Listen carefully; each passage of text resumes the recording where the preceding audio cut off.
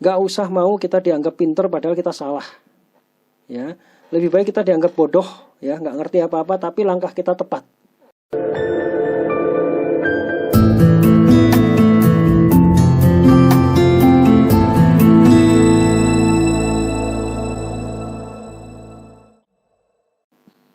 Oke, Assalamualaikum warahmatullahi wabarakatuh. Apa kabar rekan-rekan di seluruh Nusantara ya? Mudah-mudahan kabar rekan-rekan semua dalam keadaan sehat, ya, diberikan ketenangan hati oleh Allah Subhanahu wa taala. Kemudian dikasih ketenangan pikiran, finansial yang oke, ya, dan dalam keadaan pagi yang sejuk ya, rekan-rekan ya. Jangan lupa rekan-rekan untuk menyeduh kopi lalu meminumnya ya, supaya makin fresh ya, kita makin plong hari ini ya. Baik rekan-rekan ya, seperti yang rekan-rekan lihat di video ini, di depan ini ada sebuah platform P-Network yang memberikan informasi terbaru, tepatnya tanggal 17 Desember ya. Tanggal 17 Desember 2021. Di situ ada Mainnet Roadmap ya, Mainnet Roadmap. Di situ ada roadmap dan ada your checklist ya. Kita kupas dulu yang roadmapnya. Kita kupas dulu karena roadmap ini penting ya. Ini peta perjalanan dari P-Network dari awal sampai hari ini dan kedepannya akan jadi seperti apa. Di tulisan yang agak miring seperti itu hanya sebuah prolog ya, bahwasanya P itu memiliki beberapa fase atau pernah melewati beberapa fase. Di antaranya adalah fase alpha, beta, testnet, kemudian kedepannya adalah mainnet yang sekarang lagi dibuat oleh core team ya. Roadmapnya seperti biasa ya, kita P-Network ini intinya ada 3 fase utama, beta, testnet, dan mainnet. Sebelum beta kita mengenal fase namanya fase alpha ya. Fase alpha ini fase terbentuknya konsep P-Network ya. Kemudian pada Desember 2018 meluncurlah fase beta, di mana fase beta ini pihak core team sudah mulai mendekati App Store ya untuk mengupload atau menampilkan aplikasi P-Network di App Store ya, belum ke Play Store ya. Kemudian pada Maret 2019 tanggal 14 ya tepatnya sudah mulai dipublish namanya white paper. Kalau saya bilang blueprint ya, rencana perkembangan P-Network ini hingga beberapa tahun ke depan, hingga mainnet dan lain sebagainya. Ini sudah ada ya.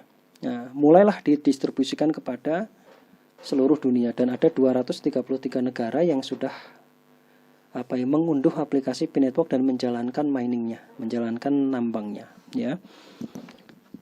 Pada fase beta seperti ini ya, sudah dibuat white paper bahwasanya tujuan diciptakannya P-Network itu adalah untuk membangun sebuah ekosistem transaksi finansial yang merata, yang bagus, yang berjalan sempurna secara digital.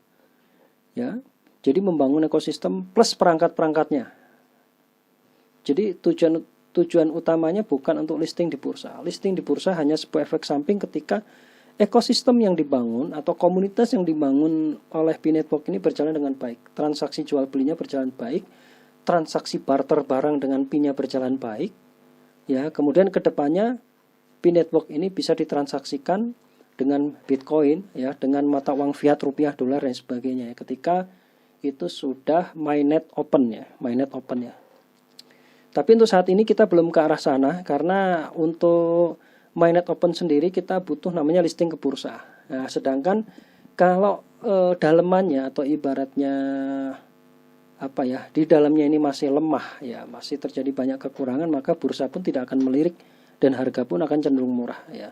Makanya di dalam fase beta ini tujuan utamanya adalah membangun sebuah ekosistem internal ya, inklusif. Kalau saya bilang inklusif ya, khusus untuk member P-Network atau khusus untuk pioneer supaya mereka bisa melakukan transaksi dari satu orang ke orang lain.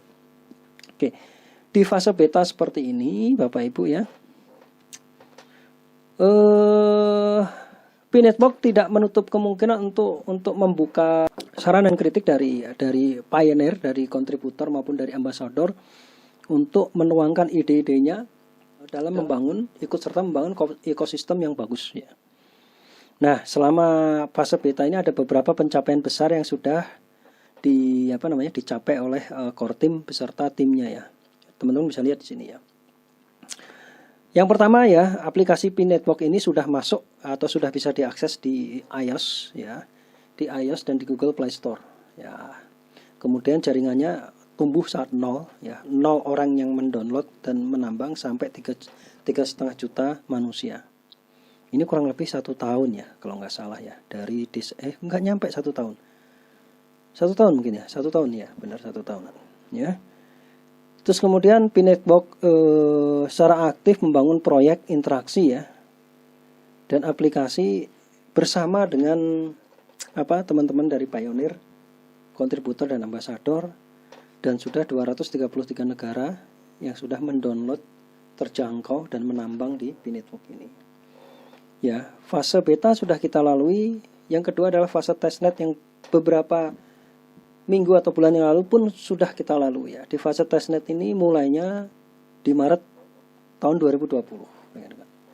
Di Maret tahun 2020 ini mulai meluncur testnet ya, di mana menambang dengan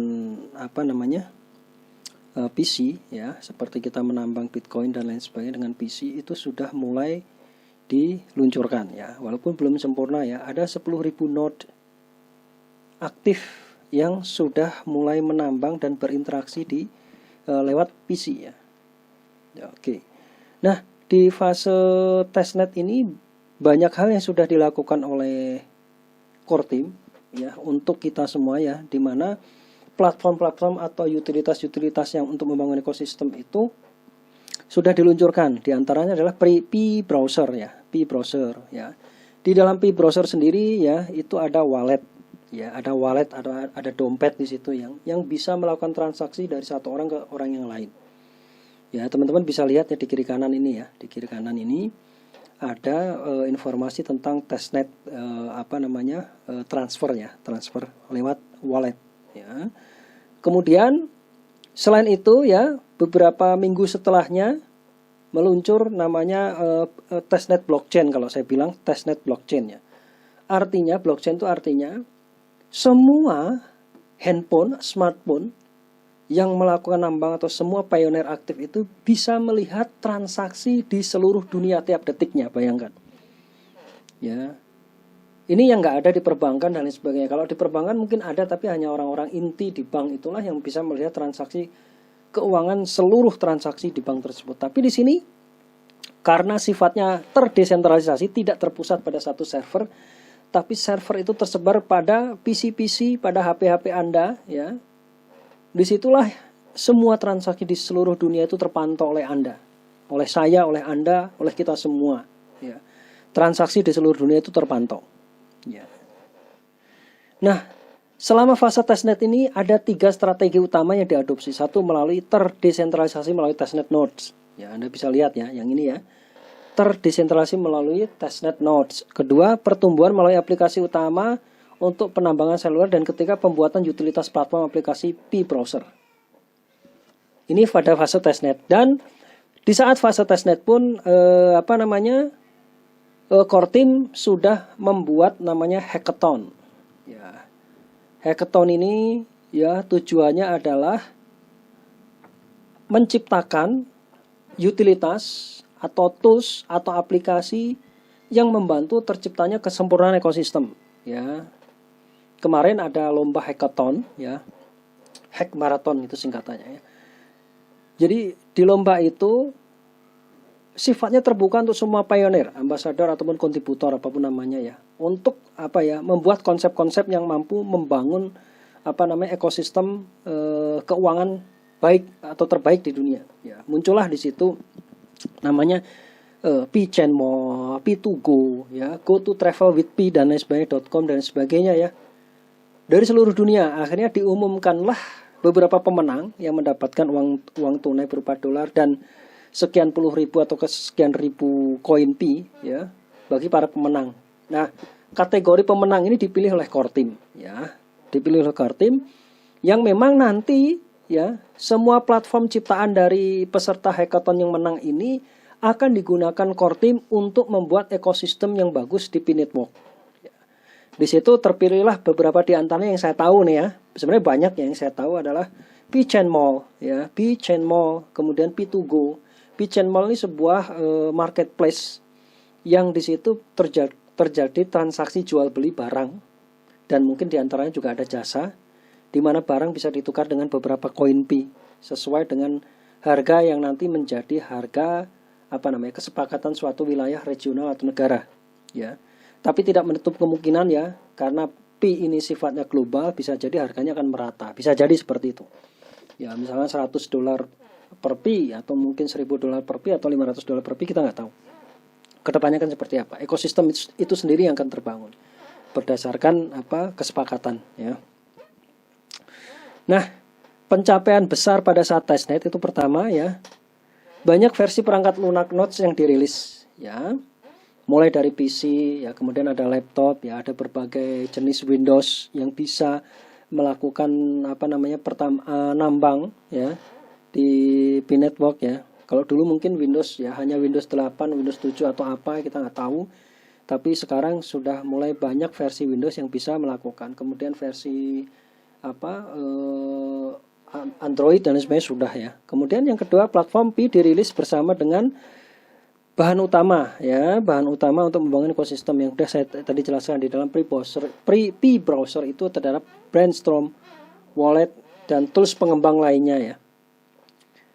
Oke, nah sudah ada 100 pilot KYC tiap negara. Nah, oke, teman-teman, kalau membahas KYC sebenarnya di belakang nanti akan saya bahas nih. KYC ini memerlukan proses verifikasi yang berbeda antara satu negara dengan negara yang lain, ya. Oke lah, nantilah saya jelaskan di awal, ya. Di belakang, ya, sorry. Di belakang saya jelaskan tentang KYC ini, ya. Oke. Kemudian proyek ini menjalankan hackathon yang tuh sudah saya bilang tadi, hackathon, ya. Ada perlombaan hackathon, menjalankan hackathon online pertama di seluruh dunia. Dengan peserta lomba itu ada ribuan peserta. Tapi yang dipilih hanya beberapa, ya. Jadi P-Network ini ingin membuat sebuah ekosistem atau komunitas transaksi finansial sendiri sebenarnya. Jadi inklusif, yang berjalan sempurna, ya, gitu. Jadi inklusif hanya untuk pioneer-pioneer aja. Itu utamanya seperti itu, ya. Semua orang yang ingin transaksi dengan menggunakan P-Network harus mendownload P-Network dan menambang, ya. Dan mereka bisa menukar hasil tambang mereka dengan beberapa barang atau jasa yang ditawarkan oleh marketplace yang sudah lolos hackathon, ya, seperti itu, ya. Kemudian yang keempat atau yang kelima, jaringan Pi berkembang lebih dari 30 juta perintis, ya, atau pioneer, udah 30 juta lebih pioneer. Sekarang saya nggak tahu, mungkin udah 32 juta lebih, ya. Dan nodes-nya itu melebihi nodes Bitcoin sendiri, ya. Kita ada 10.000 nodes dan ada 100.000 nodes yang sudah menunggu, ya. Artinya memang P-Network ini secara IT sudah disiapkan untuk menampung ratusan pioneer, ya, mungkin bisa jadi miliaran pioneer, karena pengen membangun ekosistem yang inklusif, ya, begitu. Nah, jaringan ini sudah menjangkau lebih dari 233 negara. Oke, ya. Kemarin kalau kita bilang kita bicara tentang KYC pada saat testnet itu, ya, sebelum mainnet. Di situ sudah muncul KYC, ya, KYC verifikasi di P-browser. Namun pihak core team hanya memilih 100 orang yang ter-KYC, ya, dari tiap-tiap negara. Nah, tujuannya apa sih 100 orang ini? Tujuannya menjadi pilot, teman-teman. Menjadi kepanjangan tangan dari core team untuk memverifikasi identitas KYC atau KYC dari negara tersebut. Contoh misalkan di Indonesia sudah terpilih 100 orang pilot KYC. Ini pilot loh, ya. Jadi benar-benar orang terpilih dan orang yang komitmen untuk membantu core team di tengah perjalanan, ya, untuk membantu memverifikasi. Core team ini kan pada intinya adalah para pengajar, staf pengajar atau staf ahli di Stanford University yang notabene mereka rata-rata warga negara Amerika, ya, di Florida atau Massachusetts kalau nggak salah. Jadi warga negara Amerika yang memiliki bisnis di luar negeri dan secara global, ya, dan ingin memverifikasi akun dari tiap-tiap orang itu butuh knowledge atau butuh tools bagaimana cara memverifikasi yang bagus dari tiap-tiap negara. Karena tiap-tiap negara memiliki verified identify personal masing-masing. Contoh di Indonesia namanya KTP. Nah kalau paspor itu hampir seluruh dunia ya, hampir seluruh dunia nggak masalah. Jadi memang yang terbaik paspor, memang yang terbaik paspor ya. Kalau teman-teman punya paspor terbaik itu gampang untuk terverifikasi ya, nggak perlu lama. Tapi kalau KTP, karena core team ini orang Amerika, dia nggak tahu antara KTP asli, KTP palsu, KTP yang kadaluarsa, KTP yang berlaku seumur hidup dan sebagainya. Karena tiap negara mungkin beda-beda. Ada mungkin di Kamboja atau di Vietnam KTP hanya per 5 tahun. Mungkin bisa jadi seperti itu. Atau di negara Zimbabwe, atau di Ethiopia, atau di Afrika Selatan mungkin tidak menggunakan KTP. Tapi dia menggunakan istilah dengan kartu jaminan sosial. Ya, kartu jaminan sosial. Nah itu beda-beda. Jadi identifikasi paling verified atau paling resmi itu tiap negara beda-beda. Maka dari itu diambillah 100 orang dari tiap negara ini, ada 233 negara ini, diambillah 100 orang untuk membantu core team. Ya, mengidentifikasi identitas yang akan lolos KYC. Kalau di Indonesia mungkin KTP. Karena 100 orang di Indonesia ini sudah mengerti apa itu dengan iktp. iktp itu berlaku seumur hidup, kemudian antara wajah dan mungkin mereka sudah paham, ya, sudah punya tim seperti itu. Makanya yang lolos verifikasi 100 orang negara pertama ini yang akan menjadi pilot yang akan menyeleksi kartu KTP Anda semuanya. Kalau Anda memverifikasi KTP dengan KTP palsu itu pasti ketahuan, karena yang memverifikasi bukan core team, bukan warga negara Amerika, tapi 100 orang pilot yang ada di Indonesia. Jadi mereka yang akan memverifikasi akun Anda, KTP Anda ini lolos atau tidak. Itu atas rekomendasi mereka. Tiap negara beda-beda. Itu ya teman-teman ya. Tapi kalau Anda punya paspor dan paspor itu terverified resmi dan masih berlaku, itu saya pikir lolosnya akan lebih cepat. Itu lolosnya akan lebih cepat. Ya. Nah, oke. Sekarang kita bicara soal fase mainnet. Ya, di dalam fase mainnet ini teman-teman, ya. Fase mainnet ini fase yang kita tunggu-tunggu sebenarnya. Dari udah lama, dan ini adalah puncaknya fase ya. Cuman di fase mainnet ini nggak sembarangan ya. Fase mainnet ini benar-benar fase yang sangat rawan terjadi penipuan, rawan terjadi pencurian ya. Pencurian bukan pada akun Anda, tapi Anda yang teledor untuk mentransfer sekian pi ke orang lain.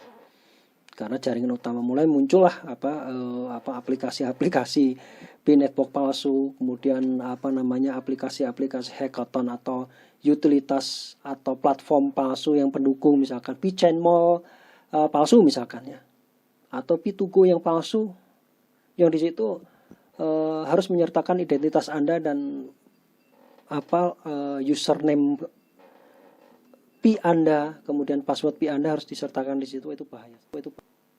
Oke ya teman-teman ya, di fase mainnet ini fase yang kita tunggu-tunggu ya.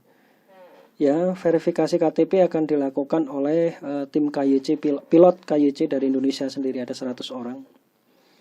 Nah, di fase mainnet ini teman-teman hati-hati karena banyak penipuan yang akan meluncur, yang akan teman-teman hadapi ya. Karena apa? Di fase mainnet ini fase paling puncak ya. Fase paling puncak. Akan ada muncul platform-platform palsu yang ketika Anda mau masuk platform itu, misalkan platform marketplace mengatasnamakan Pi atau mengatasnamakan hackathon ya. Di situ Anda harus mencantumkan username sama password Pi Anda. Wah, ini bahaya sekali. Sehingga data Anda bisa dicuri. Itu yang maksud saya ya. Hati-hati. Hati-hati dengan link-link yang mengatasnamakan Pi tapi nggak resmi. Hati-hati banget. Nggak usah ngeklik deh. Nggak usah ngeklik. Karena mereka ini, para pencuri ini berbahaya. Ya, lebih baik kita stay fokus. Kita ikutin arahan dari edukator kita ikutin arahan dari core team ya, untuk melakukan ABCD. Di luar itu ya nggak usah diikutin lah. Ya, platform palsu dan sebagainya nggak usah diikutin. Nggak usah mau kita dianggap pinter padahal kita salah. Ya, lebih baik kita dianggap bodoh ya, nggak ngerti apa-apa tapi langkah kita tepat. Dengan nggak perlu ngeklik sana ngeklik sini dulu. Tunggu semuanya, sabar. Karena kesabaran itulah core team sendiri ya, orang-orang cerdas dari Stanford University ini juga sabar. Butuh waktu 3 tahun untuk mereka itu sampai ke mainnet teman-teman. Sedangkan koin-koin blangsak kalau saya bilang. Koin-koin yang tidak bernilai yang mengikuti jejak Pi Network seperti ini, bahkan ada koin yang mengambil white papernya Pi Network untuk mengangkat koin mereka, itu kan berakhir di sampah, tong sampah. Mereka buru-buru untuk masuk listing, masuk bursa, pengen dipinang sama bursa, tapi dalamnya masih keropos, nggak punya nilai. Akhirnya begitu masuk bursa punya nilai sedikit, setelah itu beberapa minggu, beberapa bulan hilang, masuk tong sampah, dan akhirnya terbuang dari listing. Nah itulah koin-koin yang apa ya, yang pengen buru-buru untuk masuk listing bursa ya. Kita enggak, bursa itu efek samping kok, enggak kita harapin banget. Yang penting apa? Yang penting ekosistem yang tercipta dalam Pi Network ini berjalan sempurna. Bursa itu akan mendatangi sendiri, kita itu akan dilamar sendirilah ibaratnya sama bursa-bursa terbaik dunia itu. Santai aja. Satu, asal komunitasnya sudah besar. Pi Network komunitasnya 30 juta lebih loh. Dan angka ini akan terus tumbuh, saya bilang. Akan terus tumbuh. Kedua, 30 juta orang ini transaksinya terdesentralisasi semua loh. Kita itu bisa ngecek loh, akun HP Anda itu bisa ngecek transaksi orang per orang loh. Setiap detiknya itu ada sekian puluh atau sekian ribu transaksi, itu Anda bisa ngecek. Jadi seluruh dunia, misalkan saya transaksi dengan si A dan transaksi dengan si B. Orang di seluruh dunia itu bisa ngecek jumlah Pi saya berapa transaksi, dan saya pun juga bisa ngecek transaksi Anda gitu. Ke si A, ke si B. Karena ini terdesentralisasi, artinya semuanya itu berhak untuk memantau.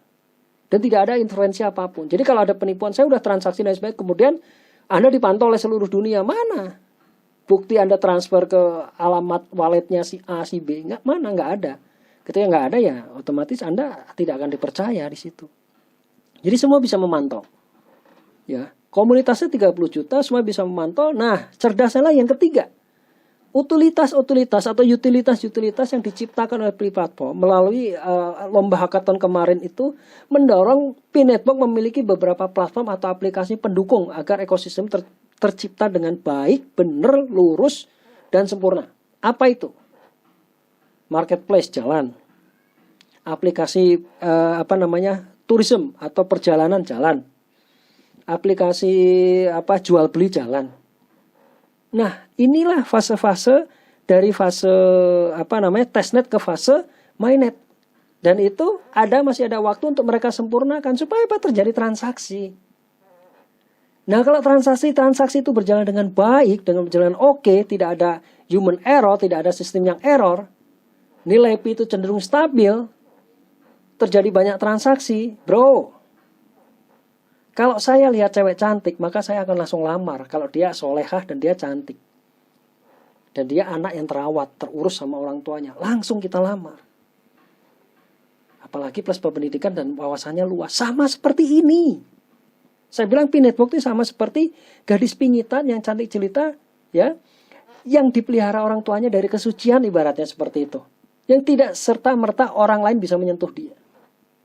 Pi Network itu pengen seperti itu, bro, saya bilang. Makanya ada fase di dalam mainnet itu namanya fase enclosed network period. Nih, nomor 1. Ya. At first, firewall mainnet. Ya, artinya adalah transaksi tertutup. Kemudian ada fase namanya open mainnet, transaksi mainnet terbuka, jaringan terbuka. Nah, saya bicara di sini. Ya, kita kupas tuntas dulu agar mindset otak kita atau pikiran kita ini berjalan benar, sejalan dengan pikiran core team. Oke, teman-teman. Di sini ada enclosed network period. Ya, ini dimulainya bulan sekarang Desember tahun 2021. Ya. Seiring berjalannya mainnet, ini kan masih mainnet awal ya. KYC juga akan disempurnakan step by step. Saya pikir KYC ini mungkin dikasih kelonggaran waktu untuk para peon itu sampai 2 tahun, mungkin bisa jadi lah, atau sampai setahun ya. Jadi KYC ini mungkin tidak dibatasi waktu juga bisa, karena kan banyak orang yang sekarang nambang terus dia lupa, karena dia menganggap bahwa Pi ini proyek halu misalnya gitu. Tapi dia punya akun, kemudian suatu hari dia sadar bahwa Pi ini memiliki nilai, akhirnya dia login kembali dan dia ingat, akhirnya tinggal verifikasi KTP. Ingatnya misalkan tahun 2023 nggak masalah. Harapan Pi itu semuanya orang yang menambang itu bisa terverifikasi. Karena apa? Pi Network atau core team, dalam hari ini core team, itu tidak ingin ada manusia sejati lah. Yang nambang itu manusia, tapi dia nggak punya identitas gitu loh. Pi nggak mau membatasi gara-gara identitas, dia akhirnya nggak punya duit di Pi. Pi nggak mau seperti itu. Pi itu pengennya semua manusia yang menambang, yang namanya human atau manusia itu, yang betul-betul manusia yang menambang itu punya hak untuk dapat koin, punya hak untuk dapat uang. Karena mereka sudah meluangkan waktu menambang. Jangan hanya gara-gara mereka nggak punya IKTP atau nggak punya paspor, terus mereka nggak lolos. Bukan itu harapan Pi. Harapan Pi semua orang yang menambang, ya, itu diberikan waktu mereka agar terverifikasi. Contoh misalkan, saya nggak punya IKTP dan nggak punya paspor, tapi koin tambang saya terus tumbuh dan saya terus mereferalkan orang. Artinya saya dipandang oleh Pi ini sebagai orang inti ibaratnya. Berhak untuk dapat koin yang dia tambang dan dia referalkan. Tapi gara-gara IKTP saya nggak bisa terverifikasi, nggak bisa KYC, akhirnya saya nggak bisa transaksi. Nah, Pi memberikan waktu kepada saya tidak terbatas 1 tahun, 2 tahun mungkin ya, untuk segera datang ke kelurahan atau ke Dukcapil mengurus KTP Anda. Silahkan, santai aja bro. Pi nunggu kok. Supaya apa? Supaya Anda lolos KYC. Jadi Pi ini tidak membatasi sampai kapan, enggak. Pokoknya manusia-manusia yang sadar bahwa ada pentingnya Pi dan dia pernah nambang, itu dibolehkan. Mudah-mudahan harapan saya seperti itu, tidak ada batasan waktu untuk KYC. Ya, itu lebih bagus ya. Nah, di dalam in-closed network periode ini ya, tujuannya, ya ini keuntungannya ya, ada 2 periode. Tujuannya pertama ya, agar daleman Pi network itu berjalan bagus. Ya, transaksi di blockchain yang kemarin kita lihat testnet, Anda bisa lihat kiri kanan ini ya, testnet itu berjalan sempurna, semua orang atau para pionir itu bisa melihat transaksi di seluruh dunia. Ya.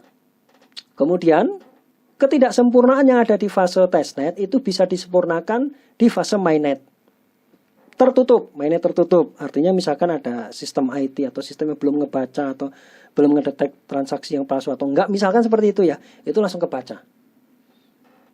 IT itu harus terus disempurnakan ya, di program apapun, di perusahaan manapun, IT itu harus terus disempurnakan, seperti itu. Ya, di fase mainnet awalnya tertutup ini disempurnakan. Kemudian utilitas-utilitas atau platform-platform pendukung. Contoh tadi saya bilang P-Chainmo, P2Go, ya banyak lagi yang lain. Itu diberikan kesempatan luas agar di fase ini, mainnet awal ini, mereka segera menyempurnakan platform-platform itu sebelum mainnet itu dibuka ya, atau open mainnet untuk market yang lain atau untuk Bitcoin atau untuk blockchain yang lain, Ethereum, Lite, Doge dan lain sebagainya ya. Sebelum ke arah sana, makanya enclosed mainnet ini sangat penting, sifatnya inklusif ya. Nah, keuntungannya di mainnet tertutup ini pertama ya, memberi kesempatan kepada teman-teman kita yang belum KYC, yang belum punya IKTP, yuk urus ke Dukcapil.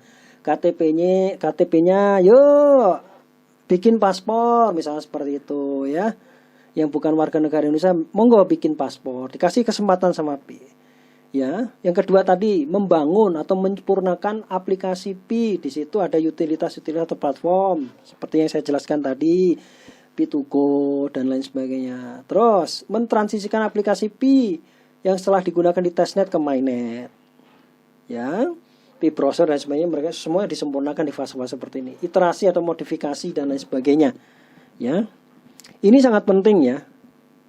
Membangun postur itu penting, teman-teman ya. Membangun postur itu penting banget. Ya, lebih baik ya kita terlihat di luar itu dekil ya daripada kita kelihatan bodoh.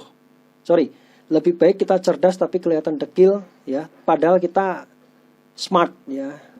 Daripada ya mohon maaf ya, kita kelihatan kaya tapi sebenarnya miskin. Harapan Pi network itu internalnya dulu diperbaiki gitu. Otaknya dulu dibikin smart. Transaksinya dulu dibikin sempurna. Tidak ada celah gitu. Nilainya itu dibikin stabil.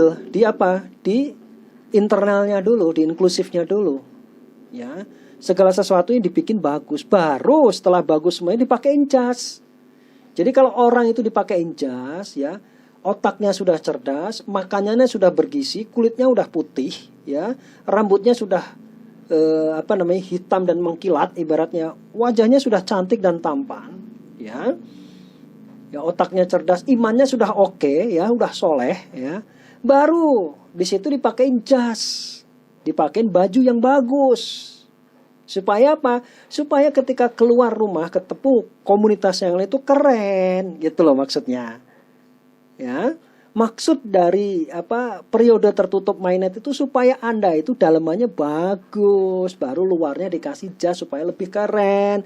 Ketika ketemu sama komunitas bisnis yang lain, ketemu Bitcoin, ketemu Ethereum, ketemu koin-koin yang top 5, itu Anda itu bisa bersaing, men. Gitu loh, men. Ya. Itu maksudnya. Jadi nggak buru-buru seperti koin yang lain, nggak punya daleman, ibaratnya dalemannya kropos, tuh dia buru-buru pengen listing. Akhirnya apa? Begitu diterima listing, hari pertama harganya naik, ya 3 minggu kemudian dia udah dilempar dari market, udah nggak ada di bursa lagi. Otomatis dibuang ke sampah, nggak ada di Binance, nggak ada di Indodax atau Yobi, nggak ada. Nah, P-Network beda. Saya kalau P-Network bilang lah, saya nggak diakui di Binance, di UOB, di Indonesia nggak masalah. Wong saya punya 30 juta komunitas, transaksi saya berjalan normal, berjalan oke, nilainya stabil di seluruh dunia kok. Semua orang percaya transaksi lewat marketplace yang diciptakan sama P-Network, ya kan? Terus semuanya sudah terpantau dan transparan. Saya nggak dipinang sama listing di bursa nggak masalah, tapi saya yakin ketika internal saya bagus, IQ saya bagus, otak saya jos, makanan saya bergizi, saya punya ibaratnya konsep bisnis yang bagus, smart, brilian, penampilan saya, jas saya juga oke dan mahal, ibaratnya begitu. Saya keluar rumah pun akan dipinang sama orang, santai, ya kan? Itu loh, akan dipinang sama bursa. Jadi teman-teman nggak usah buru-buru untuk wah kapan masuk listing, pasti masuk listing. Asalkan internalnya bagus, asal transaksinya bagus, teman-temannya juga aktif ya, itu pasti masuk listing ya. Ini informasi yang di bawah seperti ini yang saya geser ini nggak terlalu penting ya. Ini hanya sebuah berita aja ya. Nah, kita bicara soal KYC. Sebentar. Yang eksternal tadi mana? Eksternal belum ya? Eksternal. Bentar, kita geser dulu ke eksternal. Oke, inilah. Nah, kita bicara soal KYC nanti saya jelaskan ya. Udah saya jelaskan di awal tadi ya teman-temannya bahwa KYC ini itu penting ya. Anda dikasih waktu KYC, saya nggak tahu, mudah-mudahan P-Network memberikan batas waktu tidak terbatas untuk teman-teman KYC ya. Biar enaknya. Begitu. Ini ya intinya KYC itu teman-teman bisa lihat ya di alinea bawah. Intinya KYC itu bukan untuk core P, tapi menghindari terjadinya anti money laundering. Ini bisa dilihat AML ya, yang di sini ya, anti money dan anti terorisme regulasi ya. Takutnya nanti dana yang ada di P-Network ketika open market atau open mainnet terhubung sama blockchainnya Bitcoin, Ethereum, terhubung sama Binance, Indodax, Yobi dan sebagainya, bisa diuangkan ke uang fiat atau uang rupiah, dolar, euro dan sebagainya, uang kertas dan sebagainya, kemudian disalahgunakan oleh orang-orang yang tergabung dalam teroris misalkan ya, terorisme untuk pendanaan teroris atau untuk money laundering atau korupsi. Itu pihak core team tidak berharap itu terjadi, makanya butuh namanya KYC. Jadi kalau Anda melakukan aksi terorisme kemudian aksi misalkan money laundering ya, itu akan ketahuan kalau Anda sudah KYC. Tapi kalau Anda belum KYC ya Anda tidak akan bisa ngapa-ngapain sama koin yang sudah Anda kumpulkan. Begitu teman-teman ya. Oke, kemudian apa lagi nih, Pionir? Oke ya, ini saya jelaskan. Ini sebenarnya udah dijelaskan di video sebelumnya, mobile balance, transferable balance, mainnet balance. Oke, sekilas aja teman-teman ya. Di sini ya, mobile balance itu yang di atas nih yang di atas ini mobile balance ya, yaitu sejumlah koin P yang sudah Anda kumpulkan, baik itu dari referral, Anda nambang sendiri, kontributor, kemudian security circle dan lain sebagainya. Itu namanya mobile balance. Jadi keseluruhan yang Anda tambang di sini. Transferable balance udah saya jelaskan bahwa itu adalah dari koin nambang Anda pribadi ya. Kemudian unverified balance atau unverified balance yang dari referral dan sebagainya itu akan menjadi transferable balance ketika tim Anda yang Anda referalkan, baik itu lingkaran kontributor ataupun pionir-pionir yang Anda referalkan itu mereka udah KYC ya. Satu persatu ya KYC ya, nggak harus semuanya KYC, satu persatu itu akan masuk ke transferable balance Anda ya. Kemudian dari transferable balance ya, teman-teman bisa pindahkan ke mainnet balance. Jadi ini prosesnya agak panjang ya. Panjang bukan berarti ribet, simple banget ya. Dari transferable balance teman-teman nanti bisa men-stacking kalau di dalam bahasa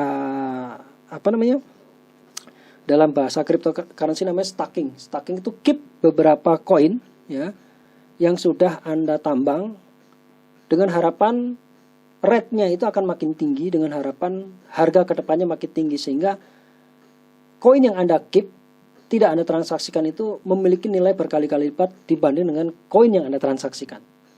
Sama seperti deposito lah gitu. Anda menjaga beberapa uang Anda untuk masuk deposito, sisanya akan masuk tabungan, sisanya deposito. Nah, deposito kan akan diberikan bank ya, akan diberikan bunga, akan diberikan profit sama bank kan. Sama seperti itulah ya. Mungkin kasarannya sama seperti itu. Oke, mainnet balance ya. Nah, setelah Anda mendepositkan atau Anda mengunci beberapa koin Anda dengan harapan kedepannya harga nilai tinggi gitu kan. Nah, baru Anda bisa mentransfernya ke mainnet balance sisanya ya, seperti itu. Ya, ini bisa ditransfer ya dari Pioneer ke Pioneer.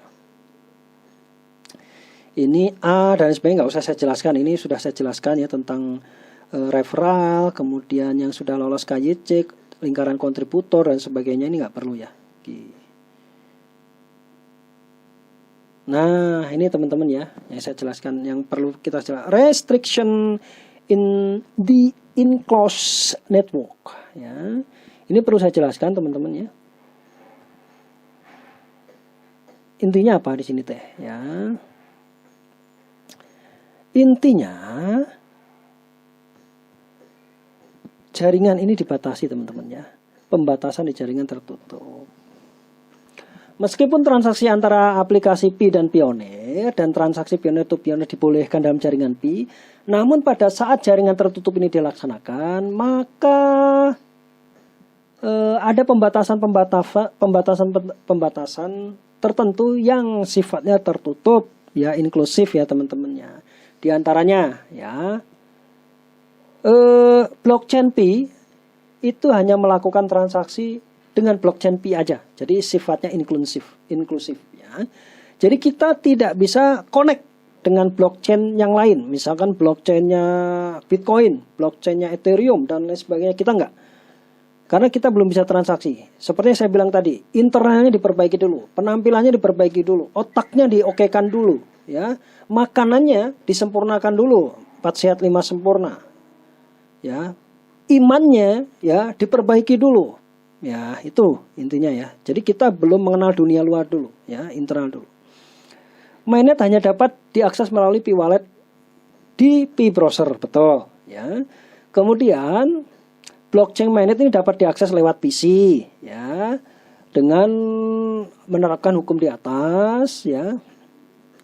Core team akan memantau terus ya. Core team akan memantau terus ya. Kemudian ini informasi berikutnya ya. Oke. Ini ya. Ini larangan teman-teman ya. Ini larangan ya. The following uses of Pioneer to Pioneer, Pioneer to App, and App to Pioneer transaction will be allowed ya. Penggunaan transaksi Pioneer ke Pioneer atau dari Pioneer ke aplikasi atau aplikasi ke Pioneer ya. Aplikasi itu apa sih sebenarnya? Ya tadi saya jelaskan, utilitas atau aplikasi-aplikasi seperti P2Go, P-Chainmall dan lain sebagainya itu ya terjadi tidak diizinkan. Boleh diizinkan ya. Pertukaran Pi untuk barang dan jasa melalui aplikasi Pi ya, tadi P-Chainmall. Kemudian P2Go itu transaksinya tetap melalui Pi transfer ya. Transfer boleh dengan antara Pi dengan transfer Pi antara Pioneer misalkan. Anda tukar menukar ya tanpa melalui aplikasi atau tanpa melalui utilitas Pi seperti Chainmall. Kita tukar misalkan Anda punya barang misalnya sepeda motor ya, saya pengen beli sepeda motor sekian Pi, boleh ya tanpa harus melalui itu. Jadi kita transaksi mandiri misalnya. Nah, beberapa hal yang diprohibited atau yang dibatasi atau yang dilarang, pertama nggak boleh ya. Misalkan saya pengen beli motor Anda ya. Kemudian Anda meminta sejumlah uang misalnya begitu, atau transaksi tuker, Bang punya 300 pi nggak gitu, saya beli deh, abang transferlah ke mainnet saya misalkan. Berapa nih harganya, misalkan 300, ya anggaplah misalkan 50 dolar, boleh nggak bang? Oh, harga aslinya 100 dolar per pi 50, ya boleh lah, karena punya duit nggak boleh itu ya.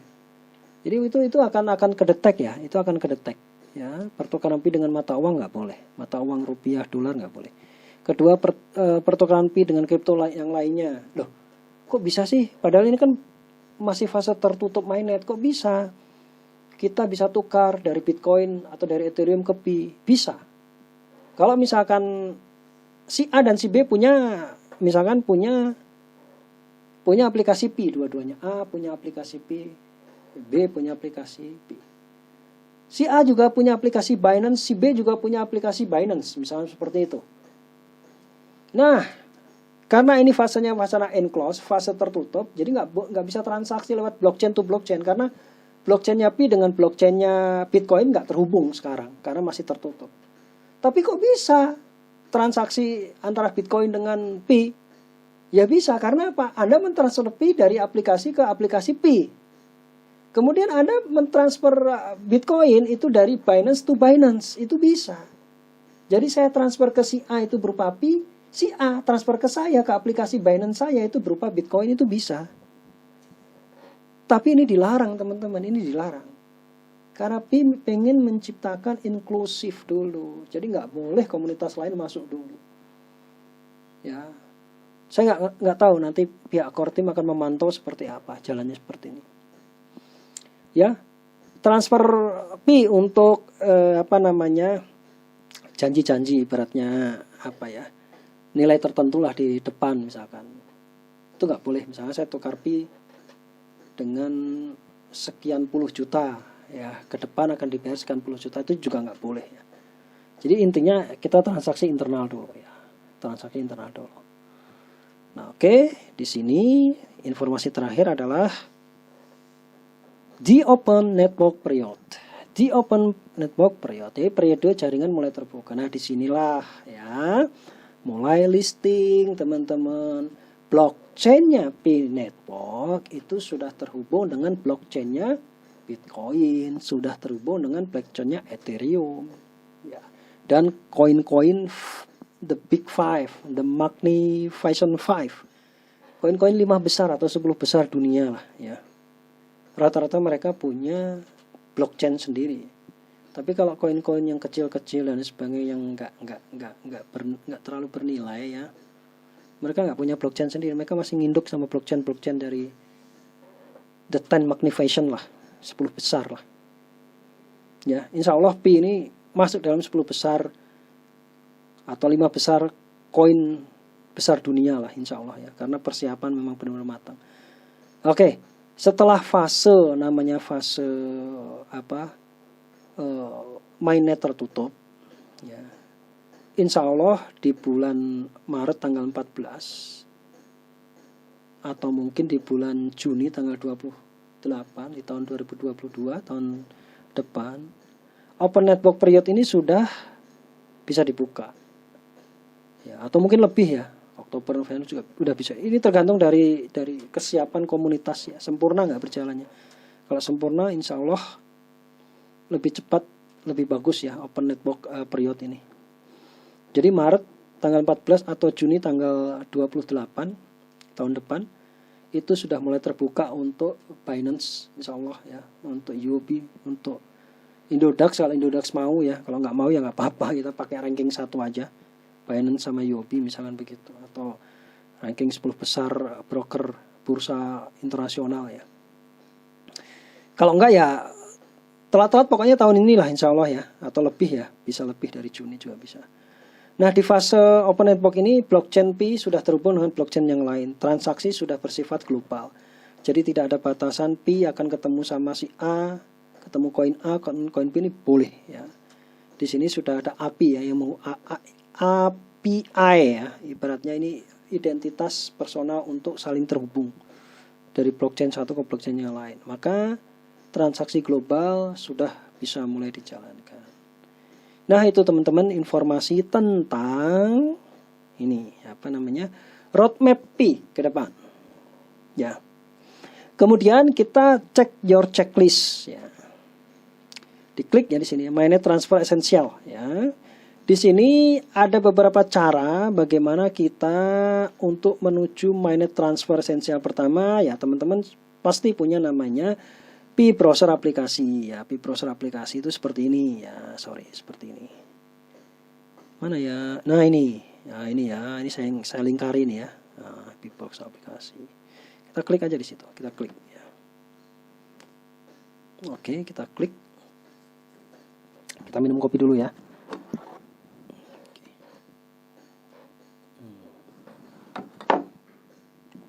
Kok lama?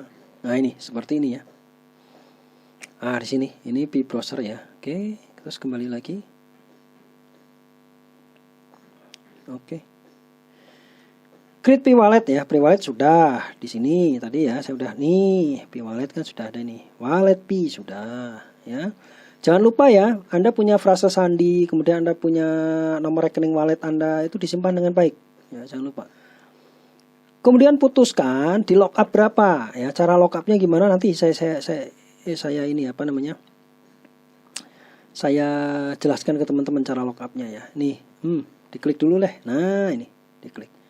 Ini di lockup berapa nih? Digeser aja, tinggal geser ya ke sini ya. Ini angka-angka ini akan saya jelaskan di video berikutnya teman-teman ya. Oke, bisa sini. Oke, submit your KYC aplikasi ya. KYC tempatnya di mana? Di Pi browser, di KYCP di sini. Nah, ini kan pilotnya baru 100 orang. Jadi akan muncul seperti ini. Tuh 100 limit ya. Ini untuk pilot ya, teman-teman, untuk khusus pilot ya. Yang akan memverifikasi KTP Anda ke depan. Terus wait for KYC, berhasil atau enggak nanti Anda di KYC, mudah-mudahan berhasil ya. Kalau Anda manusia dan identitas Anda benar, data nama Anda sudah benar, insya Allah berhasil ya, insya Allah. Yang keenam ya, bantulah ya core team ini untuk untuk Anda supaya Anda menghubungi teman-teman yang sudah Anda referralkan itu untuk sama-sama ikut KYC ya. Invite your team to complete KYC itu transfer more Pi ya, seperti itu. Agar apa? Agar hasil nambang Anda beserta tim Anda itu bisa Anda nikmati bersama-sama. Itu aja teman-teman ya. Itu aja teman-teman yang bisa saya sampaikan ya. Kita tunggu ya seperti ini. Mudah-mudahan informasi ini bisa ikut membuka mindset kita tentang Pi Network ke depan ya. Kita doakan aja pekerjaan yang dilakukan oleh core team beserta para pilot ini bisa secepatnya terrealisasi. Ya, sekian dari saya teman-teman ya. Kurang lebihnya saya mohon maaf. Yuk kita ngopi. Salam cuan dari saya. Assalamualaikum warahmatullahi wabarakatuh.